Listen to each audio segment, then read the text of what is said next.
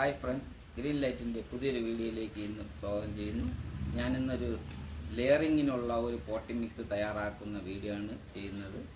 അതെങ്ങനെയാണെന്ന് നോക്കാം. ഇതെൻ്റെ സ്റ്റുഡൻ്റാണ്.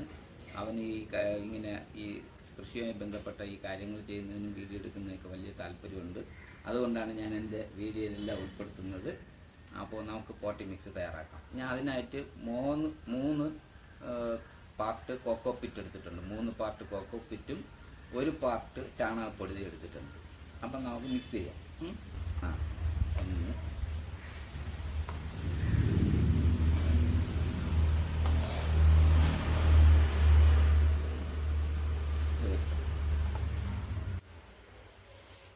നമുക്കിതൊന്ന് നല്ലതായിട്ട് മിക്സ് ചെയ്തെടുക്കാം. ചാണകപ്പൊടിക്ക് പകരം മണ്ണിര കമ്പോസ്റ്റും ഉപയോഗിക്കാം. വേണമെങ്കിൽ കുറച്ച് ആറ്റുമണൽ ചേർക്കാവുന്നതുമാണ്. പുട്ടിന് മാവ് കുഴയ്ക്കുന്നത് പോലെ കുറേശ്ശെ വെള്ളം ചേർത്ത് കുഴച്ചെടുക്കാം. കഴിഞ്ഞ 14-ാം തീയതി വെള്ളായണി കാർഷിക കോളേജിലെ കാർഷിക വിജ്ഞാന വ്യാപന വിദ്യാഭ്യാസ വകുപ്പ് സംഘടിപ്പിച്ച ഒരു ദിവസത്തെ vegetative propagation in fruit crops എന്ന വിഷയത്തിൽ ഒരു ട്രെയിനിങ്ങിൽ പങ്കെടുത്തു. ഫലവൃക്ഷ ചെടികളിൽ ശാസ്ത്രീയമായി കാർഷിക കോളേജ് വികസിപ്പിച്ചെടുത്ത എയർ ലെയറിംഗ്, ബഡ്ഡിംഗ്, ഗ്രാഫ്റ്റിംഗ്, അതിനു വേണ്ടുന്ന പോട്ടിംഗ് മിശ്രിതം എന്നിവ തയ്യാറാക്കുന്ന വിവിധ വിഷയങ്ങളെക്കുറിച്ച് ട്രെയിനിങ് ലഭിച്ചു.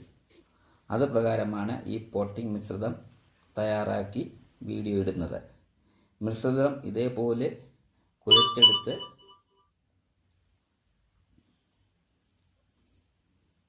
കുഴച്ചെടുത്തതിന് ശേഷം